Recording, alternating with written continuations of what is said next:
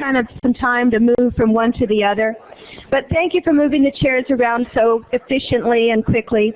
What we'd like for you to do is to take the next 3 or 4 minutes, if you haven't already, to just introduce yourself to the people who are sitting next to you.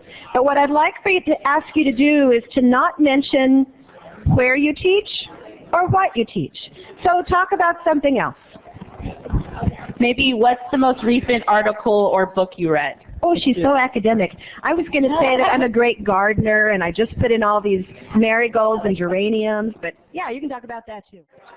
Okay, so let's see if I can get your attention up front. Thank you all for taking a moment to introduce yourselves to each other.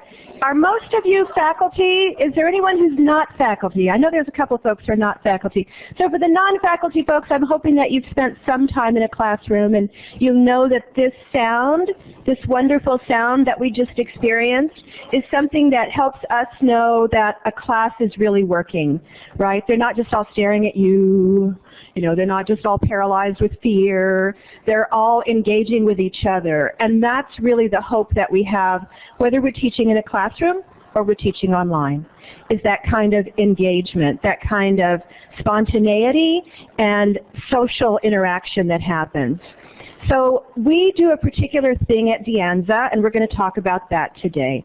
My name is Marc Coronado, and I'm the community coordinator for the LEAD program. LEAD is Latino Empowerment at DeAnza. Our students are from everywhere around the world. They are not all Latino, although DeAnza is becoming more and more Latino by the day, but our mission is to focus on issues in the Latino community. Even in our online classes, that's still our mission. So we have mentors in our program, and the 2 young women behind me are both mentors in our program. That means that they've been successful in a prior LEAD class, and they want to continue to work with us. For many years, we're 9 years old now, and for many years we could not pay our mentors. Only very recently have we been able to pay them. So that means that for most of them, and still today, most of their work is done out of love and passion for what it is that they're doing. So Mia Hernandez is behind me in the red shirt. And Mia is the president of LEAD and has been for last year as well as this year. And Michelle Nunez Alvarez is right there, although her tag says just the Nunez part. If you're Latina, you know they sometimes cut us off, right? But she's Nunez Alvarez, and she's transferring to UC Santa Barbara in the fall. So we're very proud of Michelle as well. So we wanted to talk to you today. You know, I think when we come to a conference like this, one of the things that we hope is that we take away one nugget, one thing that we can do. And I sat in a session just a moment ago that was really about, you know, getting that human feeling back in your online class, and that's really what ours is about as well. Before I begin too deeply, I want to thank Dr. Cantor, Martha Cantor, for being back there with us. And we love Dr. Cantor. She was one of our first supporters when we started LEAD. She was the outgoing president and the incoming chancellor the year that I was hired. I'm very proud of her. And I think we're the same age, so thank you. So let me tell you a little bit about LEAD. The photo that you see is of one of the things that we do with all of our classes, and that's to take our students to visit the farm workers in the Pajaro Valley, which is just south of us. The Pajaro Valley is where a large majority of the strawberries in this country are grown. A lot of the lettuce is grown, the blackberries, many of the vegetables and fruits that are on your table today are grown. But many of our students who grew up in an urban or suburban environment do not know the people behind the plate. They don't know where their food comes from. So the first thing that we ask our online students to do is to take an in-person field trip. And of course we get tremendous resistance, right? Lots of resistance. I don't want to do that. It doesn't work around my work schedule. How am I possibly going to do that? And then, as we'll talk about in a bit, at the end of the quarter, it's generally their favorite thing about the entire quarter. It takes a little while. Can you switch for me? So for us, familia is not group. The people that you are surrounded with, just like the people that you were born into a family with or adopted or fostered into a family with, you didn't get there by choice. You got there by chance, most of us. And your familia is the same way. It's generally a random group of people put together, but there's a kind of commitment to one another that's different than group. And we never call it group. We always call it familia. Even just taking it out of English and putting it into Spanish gives it a different connotation. Oh, this is something unique. This is something different. And we tell people, when you can't get along with somebody who's in a group with you, you just shut them out or ignore them. Don't work with them. But if it's somebody in your familia, somebody in your family, you have to work it out. You have to have their back. You have to tell them when they're not pulling their weight, and that's what we expect from you. And then they just do it. And our mentors help reinforce that, of course. And for us, familia means civic engagement as well. It means contributing to the community. So in our online classes, we believe that there's a chance to build relationships online, and most of our students have been doing this. They do it through Facebook. They do it through Twitter. They do it through Google Hangout, Instagram, all the other kinds of sources that they use. So they're not foreign to it. Most of us might be foreign to it, but they are not. So they know how to do this, although those relationships may have been primarily virtual or online. And for us, some of this is going to be face-to-face. A piece of what we do is going to require them to meet face-to-face. Oh, got there right away, didn't you? Okay, so these are our success statistics in our on-campus classes. And I want to point that out because we still have not had enough years and enough time to do our online courses in a way that will really exhibit our success. But I do tell the students who are working in these classes that every quarter, we've been doing this since summer of last year, so we have a full year now. And every quarter we retain more students succeed, more students continue, more students take another LEAD class. And this quarter we had an online student who became an online mentor. And I think that's a really good sign for us. It's somebody who fully understood what it was about and how to do it, and now he's having a very successful experience. So how do you make it work in an online class?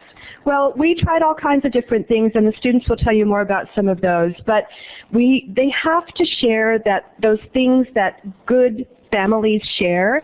And if you think about it, the things that make strong families, they're not always positive, right? How many of you have brothers and sisters that you've been in a hot and stuffy car with?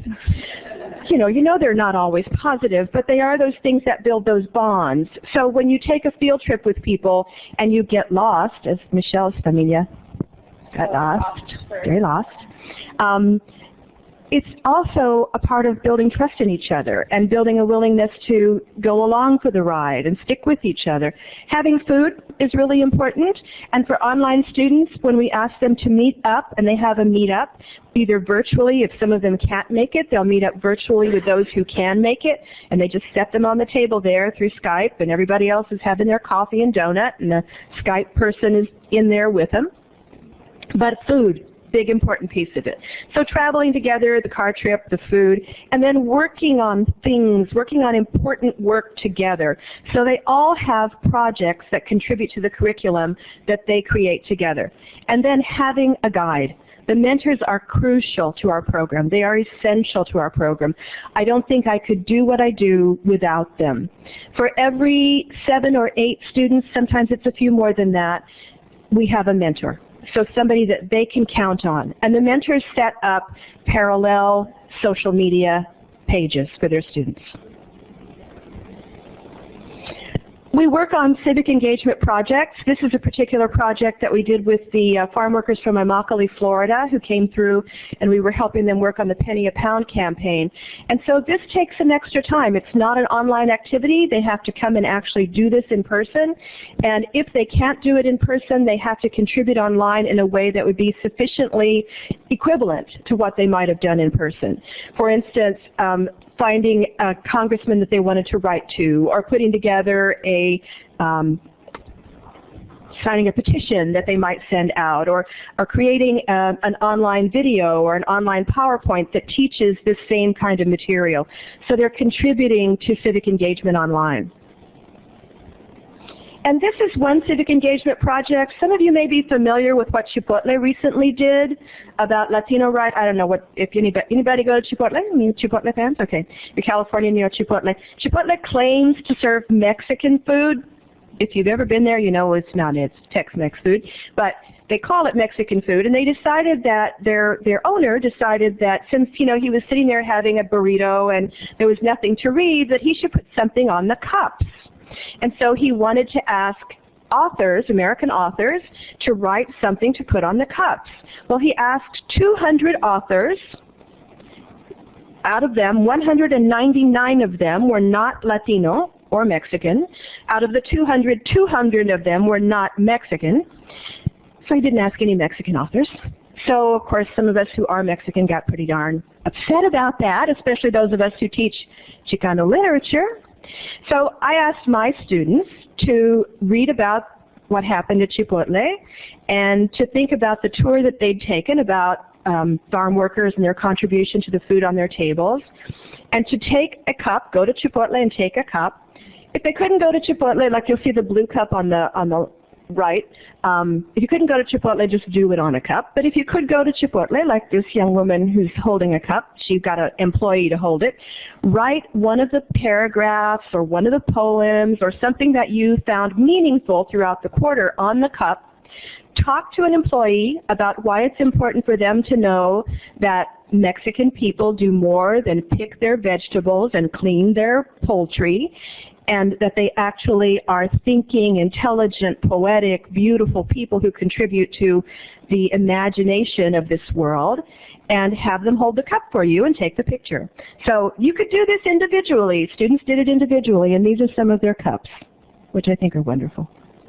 So that's civic engagement online. Yes, ma'am? Are you calling it a fully online class or more a hybrid? Because I'm wondering about if you have to have out-of-state students or how you're handling students that aren't within the area that kind of need that. I know you do some virtual, so. We'll talk about it a little bit more in depth in just a moment, but we've gone through repeat the question, sure. Are we fully online or are we hybrid? We've gone through an evolution of our thinking about it because the class was created by these two. So as I began to teach it and as they began to work in it, we realized some things work and some things don't. What we're going to do the next time that we offer it is offer it as a hybrid. Right now it's still offered as fully online. And what I have to do before class starts is, now I'm doing it, Michelle told me to only do it once a week, but I probably do it every other day. Once the class fills, I send them an email. This is what it really is. This is what you really have to do. Do you really want to take it? You know, so we have all of that. So this is just some photos from our field trip. The field trip helps them really understand the material, whether it's an intro to composition class where they're learning to write about material, non-fiction material, or whether they're in the Chicano literature class. It helps them really put it into perspective. And students in our classes then become mentors, and that's really the success of the program. This year we will have served between 1,200 and 1,500 students in our program, and we have had up to 90 mentors this year. Right now we're at 58, and some of them are active, some of them are inactive, but we have a large alumni pool as well. Many of our students are now in graduate school. We just had our first graduate from the Hubert Humphrey School of Public Policy and Social Justice in Minnesota. So we're very happy for David Roosh.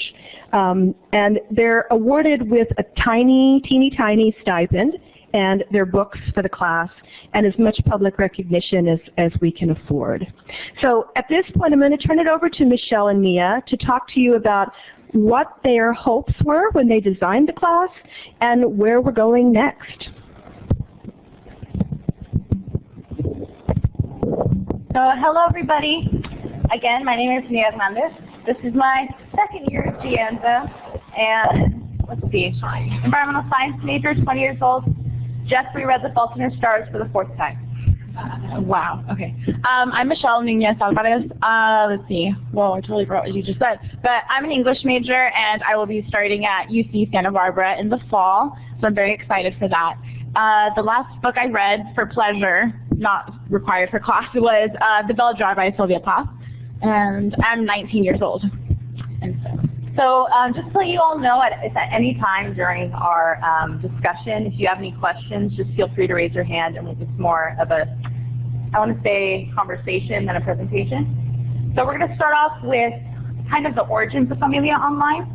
So in spring Unit 2 class, which is like the capstone LEAD class, students create their own projects in their familia. So we had people working on student senate elections, we had people working on a women's center, and we also had our familia that was working on how can you reform online education, specifically at DeAnza, and take the successful methods that we've used in the classroom with the method of familia and kind of break through that barrier of the screen.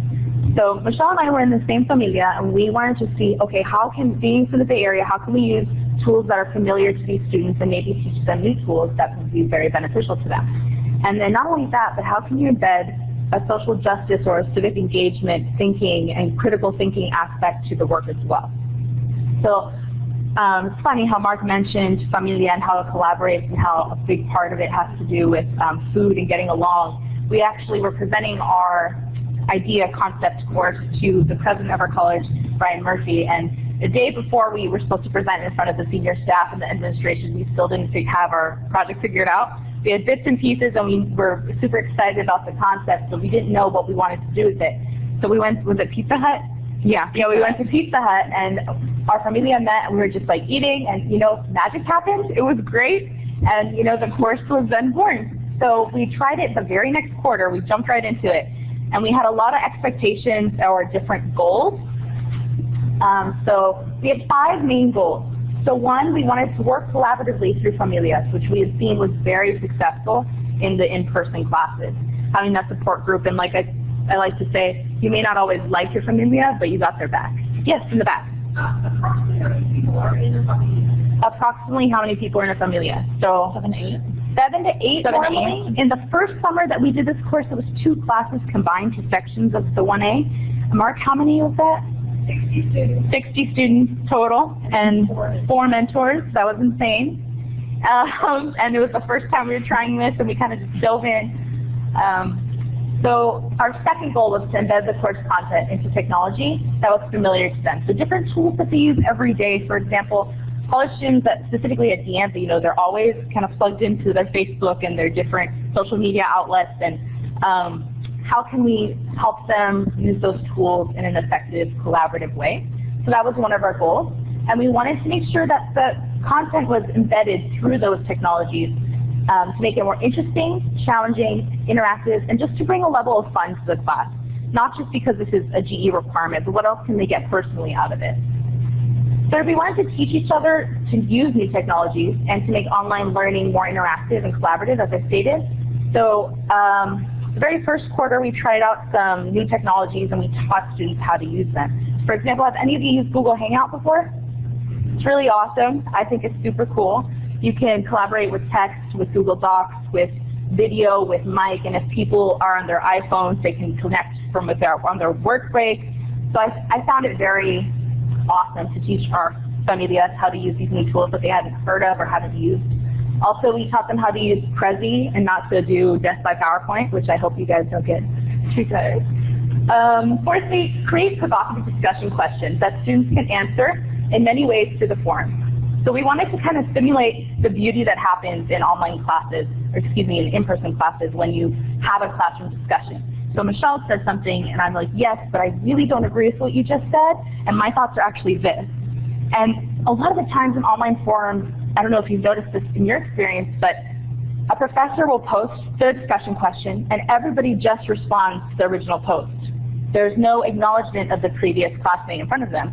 And then it's very cold, and it doesn't have that personal feeling behind it. And so what we wanted to do is we wanted to take the familia, kind of humanized approach to it. And so they would respond to, the first person to respond would respond to the post. And the person after that would respond to the person before them with yes and, or I agree, or these are my thoughts. But just even recognizing that Michelle had an opinion, because how important is that? And finally, serve the community of our students here and worldwide, so here being DeAnza community.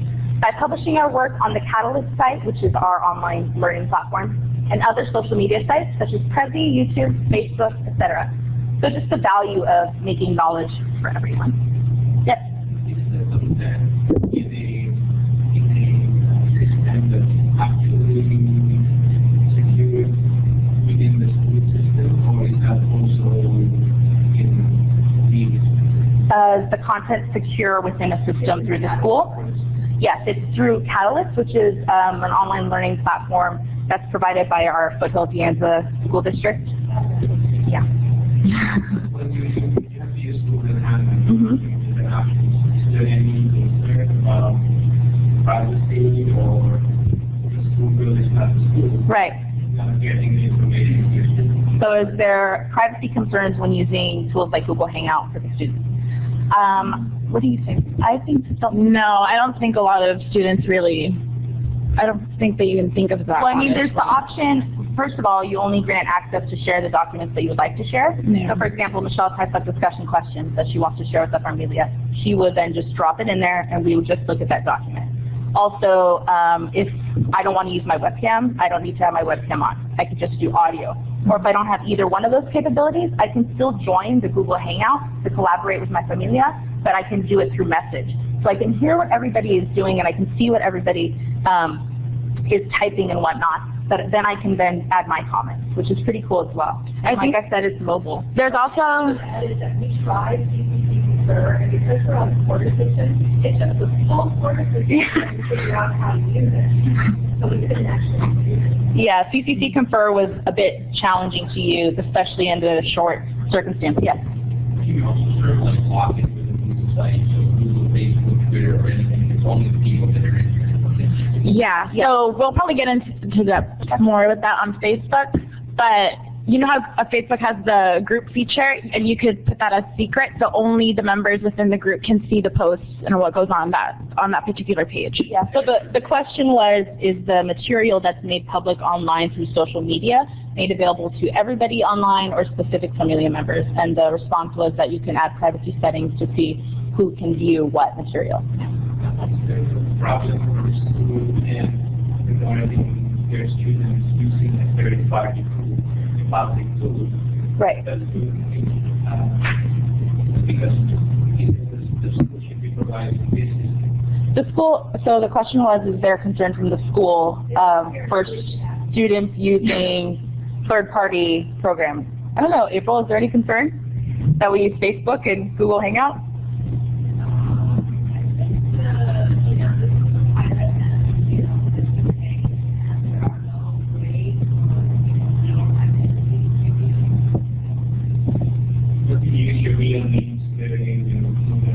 Yes, and it's all voluntary by the students. It's all being owned now. You could say that. But the students, whatever they choose, okay, so the question was, is all the information that students put out being owned by Google? And I guess the short answer would be yes. But in reality, students are going to be putting out what information. They're using this tool to collaborate and to hang out.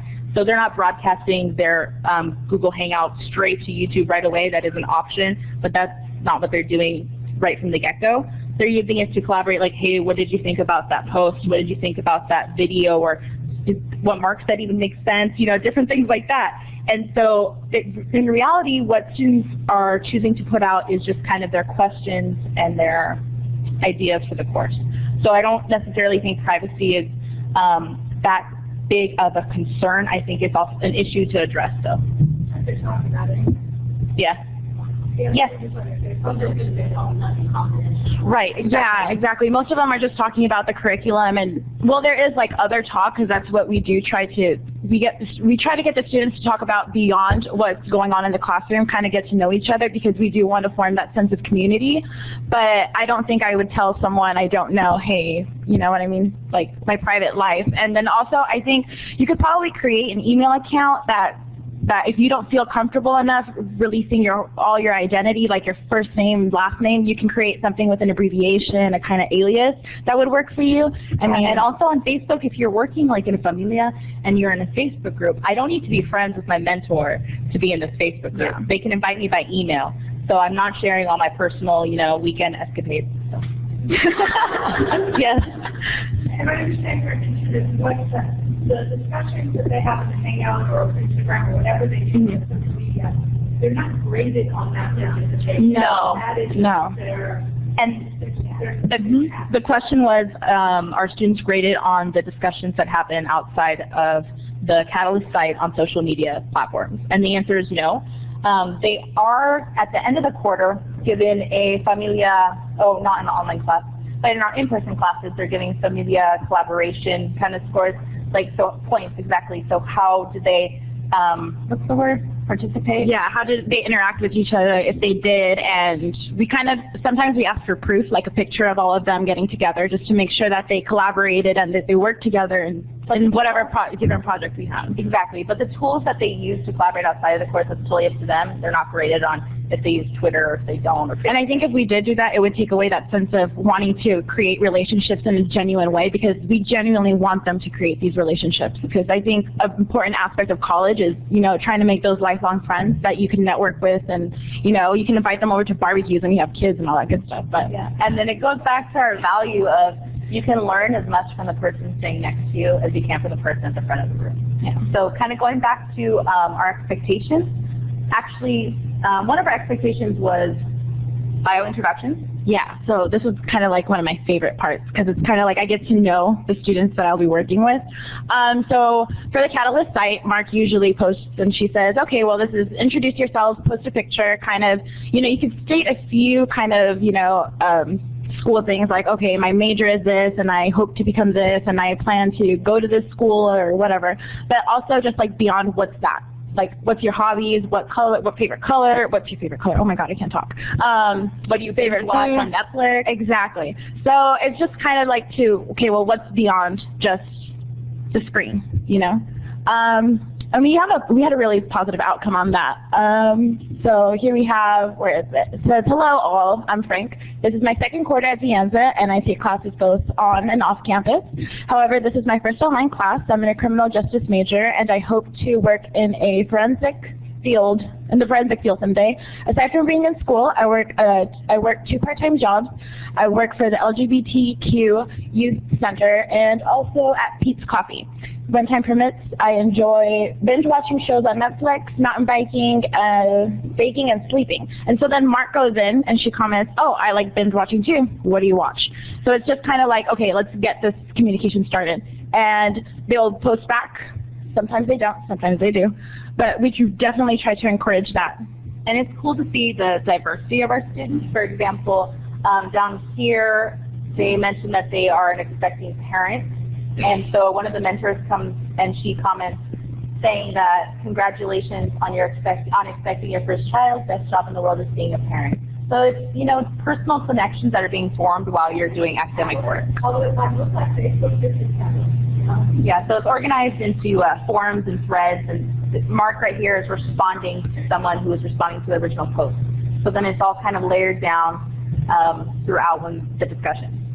To be honest, it's kind of ugly, which is why we look to other social media. Yeah. Facebook, it catches your eye, so that kind of, you know. And unlike Facebook, you don't necessarily get notifications. If you do, they can sometimes completely flood your inbox. So there are pros and cons. I saw one item there where the person indicated where he or she works.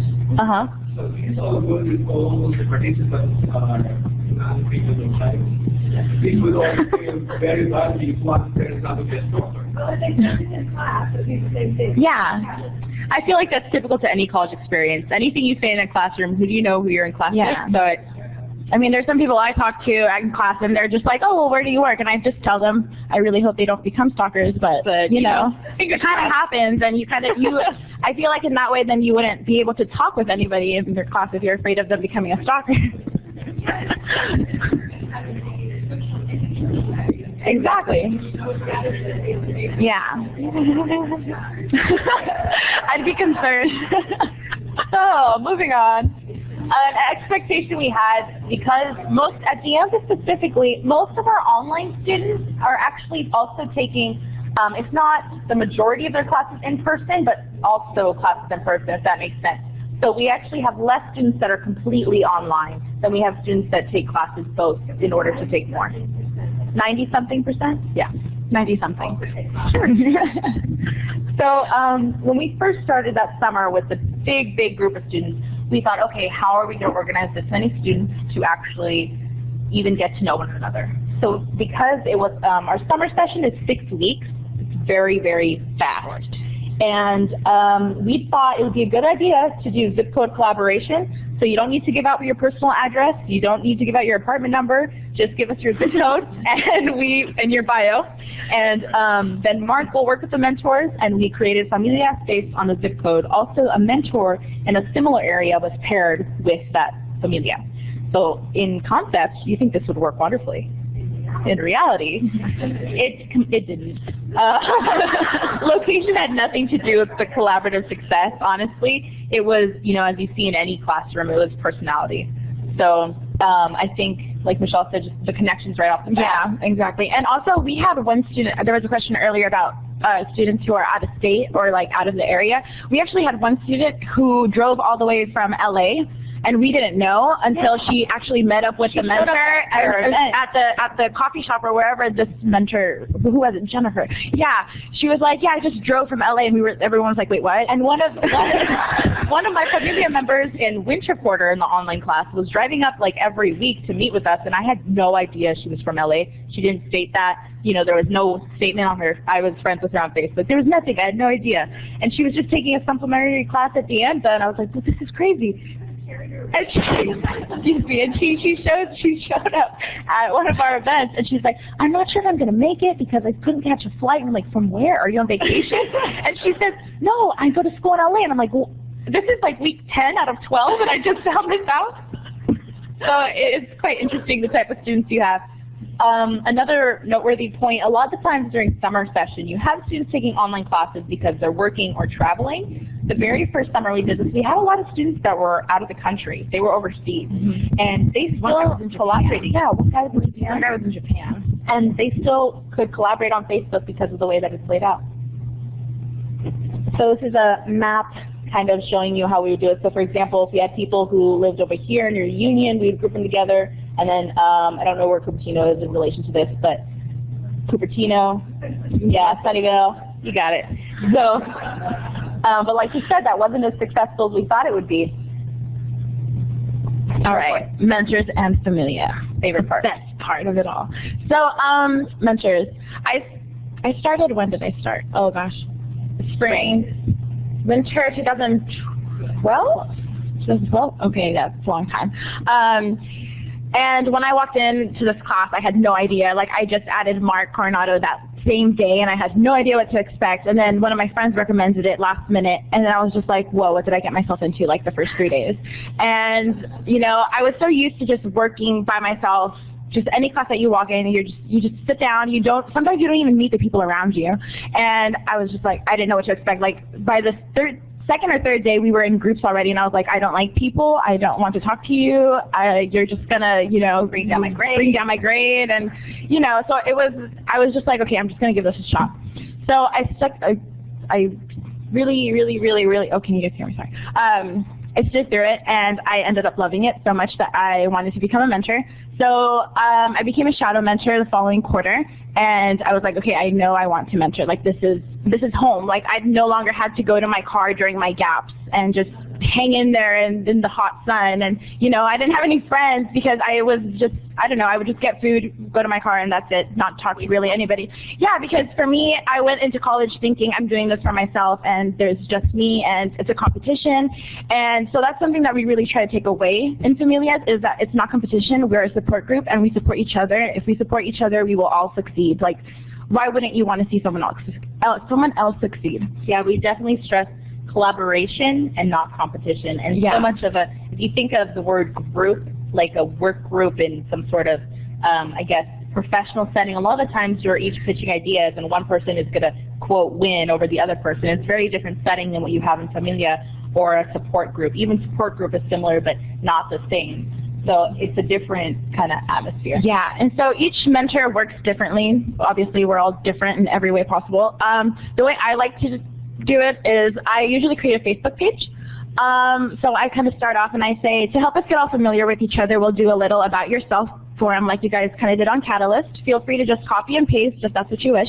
I'm Michelle, and I'm a student at DeAnza. I've been there for exactly 2 years, and I've been involved with LEAD for a year. And this will be my last quarter at DeAnza, which is very bittersweet for me. I'm 19 years old, and I live in San Jose. I speak Spanish, and I'm currently learning sign language. During my free time, I like to go hiking, read, watch Netflix, and hang out with my friends. So they already know a little bit about me, and they could get familiar with me, and now there's just like this little sense of trust just already. And so also another thing that we do is, in order to get them to do this on the Catalyst aspect of it, we give them points, because or else if you don't have something to give them, they're not going to want to do it. Honestly, like this is coming from a student's perspective. If the professor tells me post it, I'm not going to want to post it. And if it says here are some points, yes, I will post. And then I got a lot of feedback, and we actually had a conversation like right off the bat. She says, "Hello everyone, I'm Christina Maravilla. I'm currently a medical assistant on the Office of Menlo Park, where I work at a weight loss program doing the front desk and back office. I'm a full-time student at DeAnza, and I want to transfer out and become a neonatal nurse. When I'm not studying or working, I'm either hiking, playing soccer, my favorite sport, or exploring the world."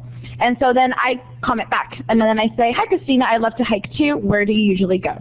And then she goes, "Mission Peak is one of my favorites." And then I tell her, "Well, I like to go to this place." So you just keep going, and you try to have a conversation, get to know them better, to let them know that, hey, I'm here and I'm listening to you and you can trust me. Disclaimer, the students are okay with us using these comments. Yes.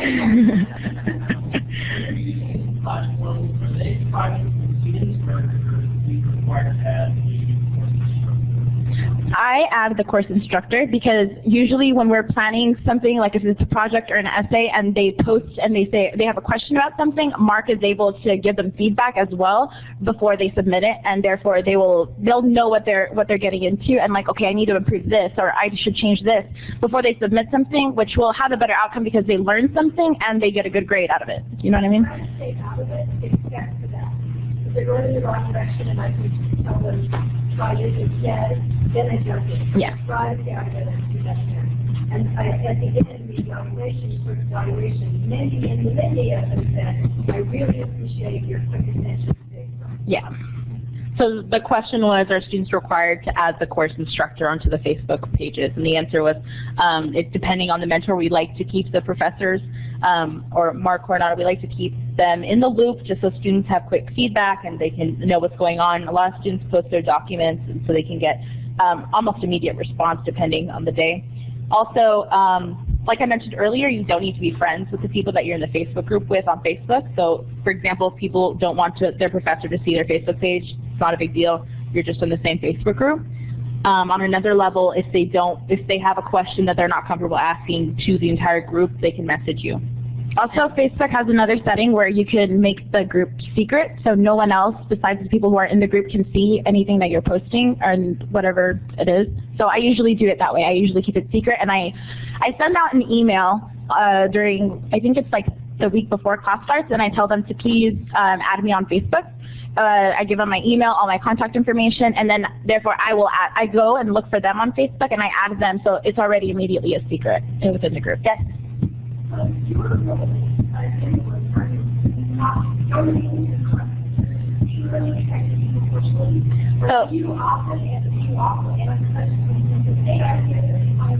Yes. So one of the big things that I'm picky about is citing. Oh, I'm sorry. The question. Yeah. I'm sorry. Can you repeat the question one more time so I can say it out loud? Oh, do we respond to content just besides forming the community and relationships? Yes, I do. I do. One of the big things that I'm with is citing. So when Marc asks a question on the forum post, I usually go in there and I say, hey, you guys are citing incorrectly. You guys need to cite like this. Even though it's not an English course in any way, if it's the Chicano literature course, they're not so picky with like writing, but I want to help them. You know, and I want them to succeed if they do have an English course the following quarter, you know, and I want them to know what they're headed for, and Yeah, and if students have a question about the book that they're reading or the article that they read, the video, and they're like, I really didn't understand what that meant, you can either open it up to the entire group, just ask the mentor. Also, if there's a structural course question, like how much is this worth, or when is our field trip, or different things like that. Really, we kind of deal with it all, but we're not TAs.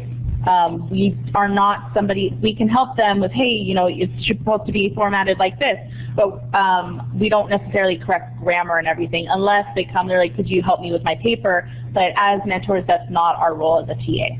In this quarter, the familias write the questions rather than me, which is another interactive piece of it.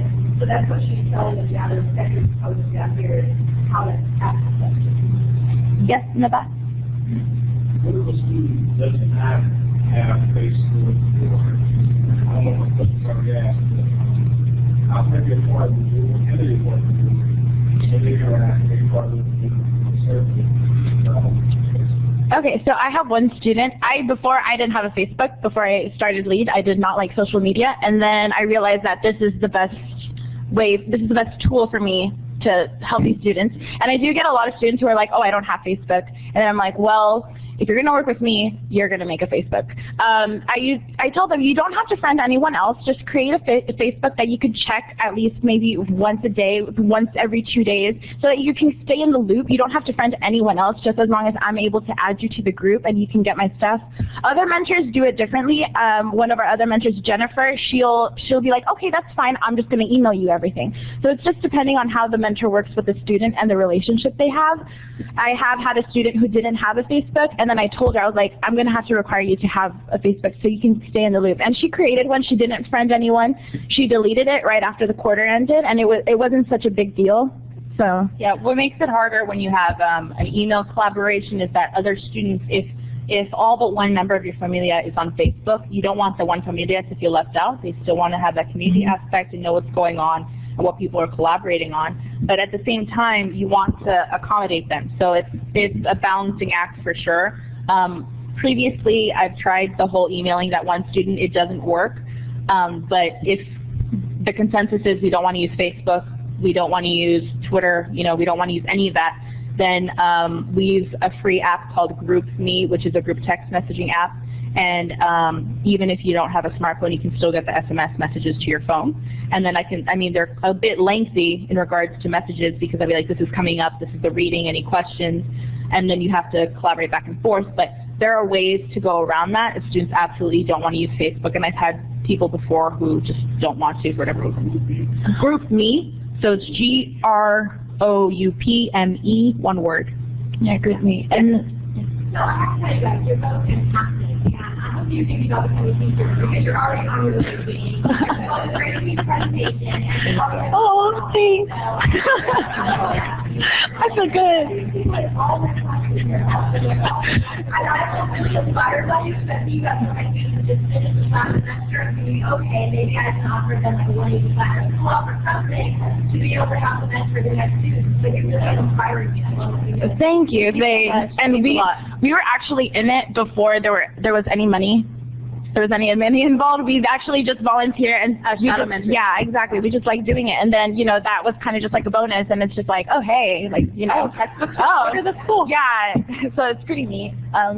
Any other questions from the online audience or online audience? Nothing right now. Great. Yes. Where does your money come from? Where does the money come from? The shirts. The question was, where does the money come from to pay the mentors? And Marc's going to try to respond to that. Marc. I don't have a bag with me. But for the first 6 years, after school every day, I would go home and sew. And I sold what I sewed. And that's how we got our money. That was it. And I was told by the foundation, who are lovely people but have never given me any money, but I was told by the FHCA Foundation that they would not open an account for me until I had enough money to make it worth their while. So I thought, okay, well, I'll just wait till I have enough money, whatever the hell that means. I got a big income tax refund one year of $3,000, and I said, is that enough money? And they said, yeah, that's enough. Great. So we put that money in there. And as soon as we had some money, then other money began to come. So then after 7 years of being at DeAnza, it was time for me to apply for a sabbatical, and I applied for a sabbatical, but I said, if I'm going to take a sabbatical to keep the program going, you have to pay somebody. You know, nobody's going to do what I do for free. So you've got to pay somebody. So we went to the president.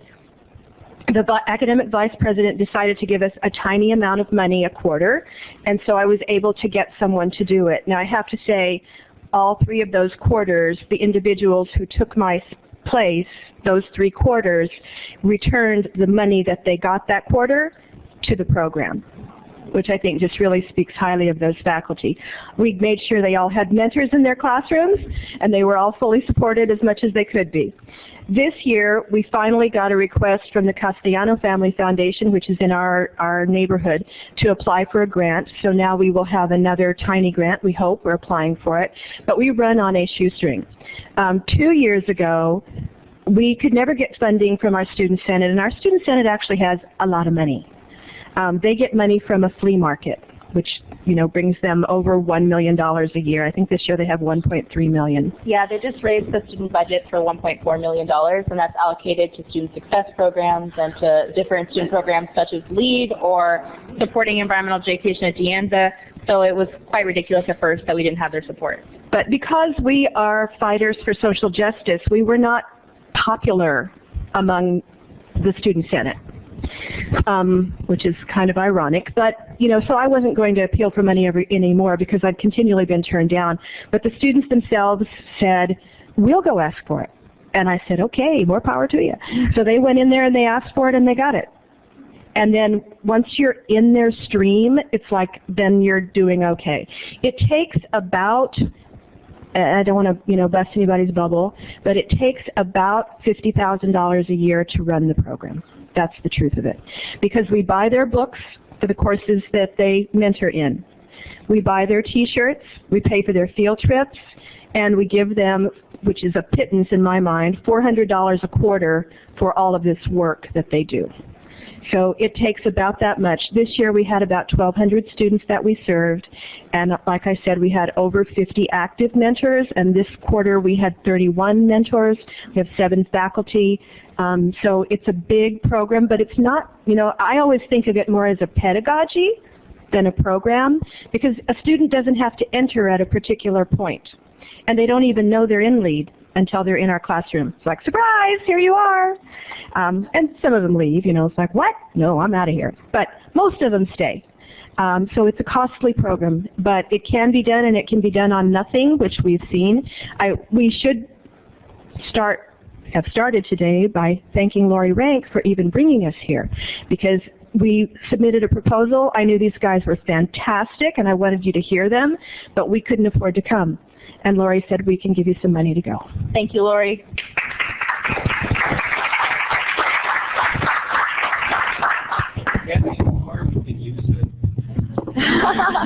I'd just like to add that I wouldn't let the monetary, you know, budget deter you. This can totally be done in a completely just, what would you say? You have to find the people to do it because they like to do it, because they want to do it, especially if they want to become professors, like I hope to do one day.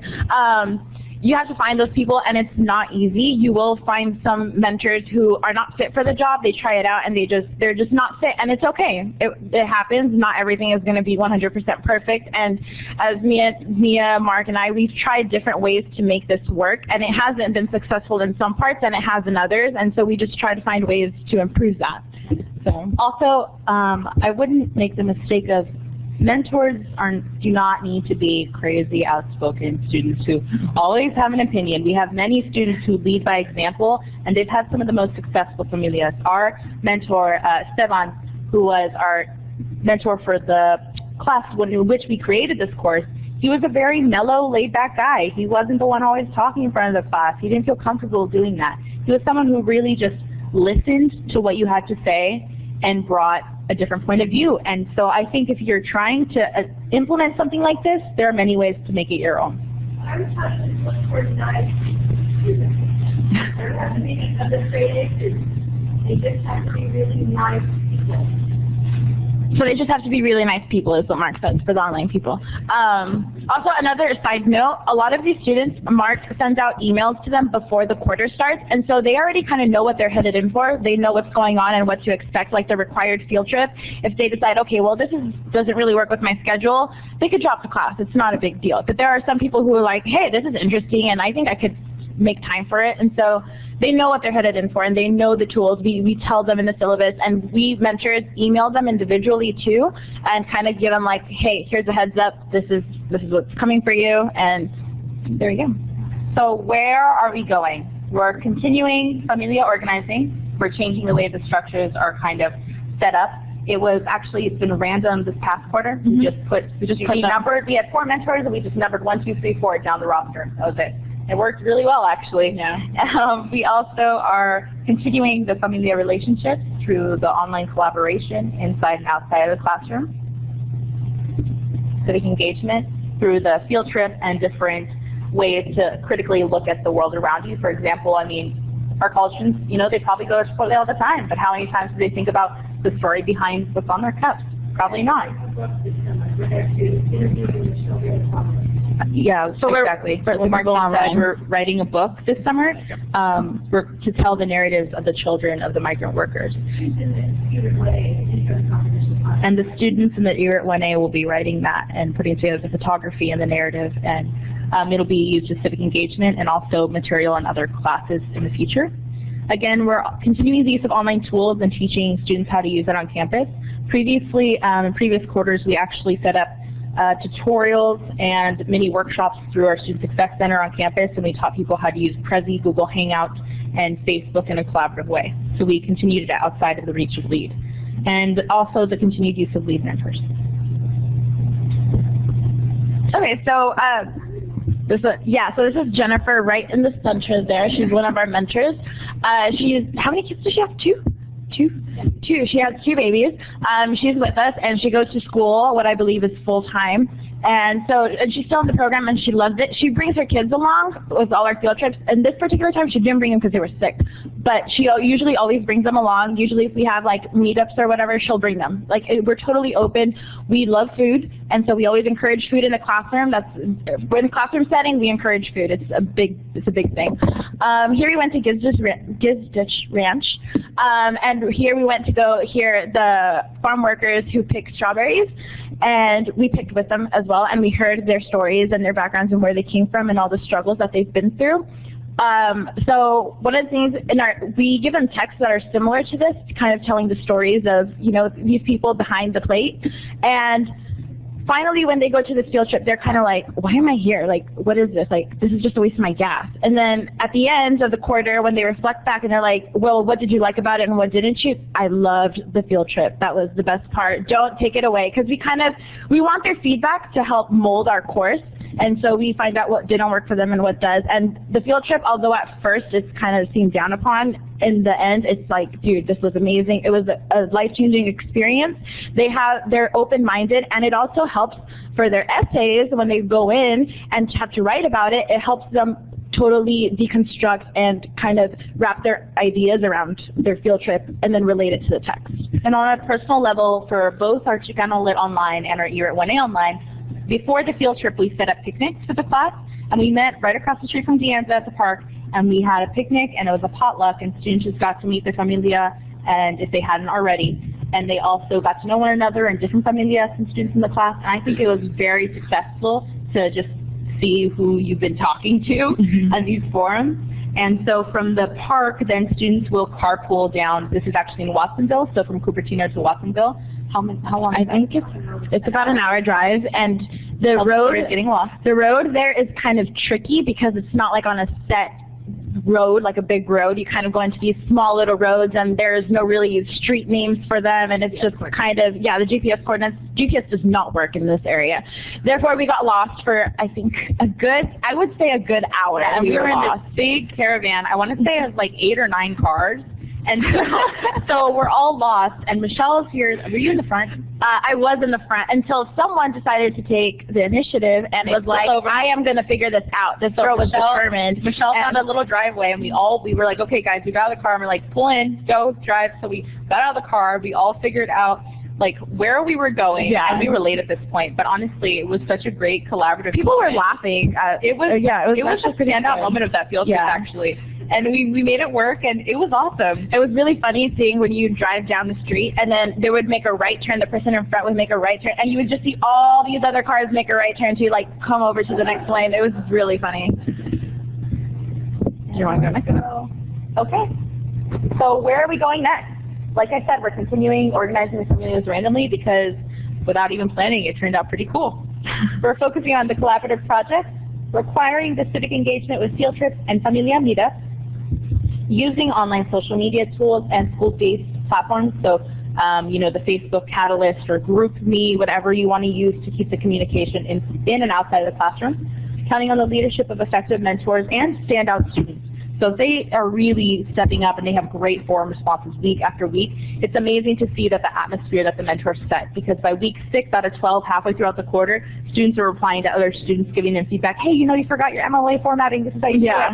It's so great. I would correct my students, and yeah, by the 6th week they were correcting each other's. It was really good. It was, honestly, it was an awesome thing to see. It was so cool. It's Yeah. like your little brother or little sister grew up and they're succeeding. You're like a proud sibling.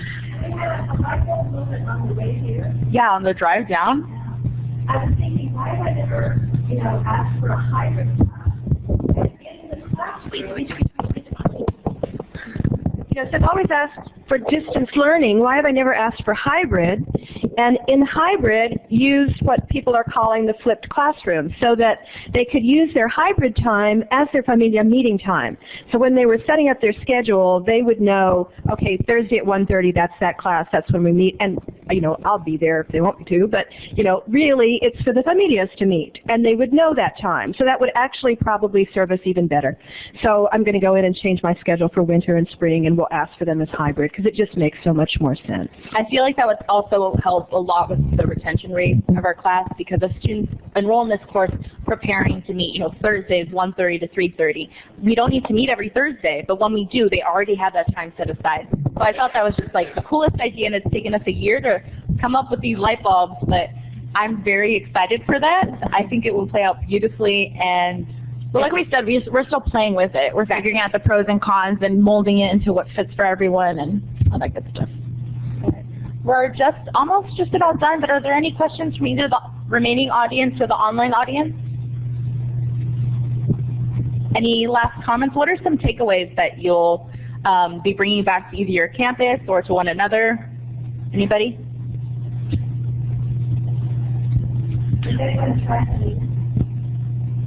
oh, we will. Beautiful. Okay, so can I get 2 people to share what their favorite part of this was? Any 2 people? I'm not grading it. Right there. One is forming that sense of community that will actually, improve on the instructor improvement and building that bond with students that they stay in your class. Yeah. Then also real, linking into real, trying to hold your discussions to real life projects and really getting one. Yeah. So connecting it back on a humanizing your content and making sure that people can relate to it in their real life and creating that sense of community. Yes. I'd like to see it building something that goes beyond the class. Like the idea of building something beyond the class that people can carry. Are there any hesitations before we leave? Why would you not choose to follow or bring collaboration into your online classroom? And it's okay to not agree. It's okay. What would be really hard, or do you see not working with how you teach?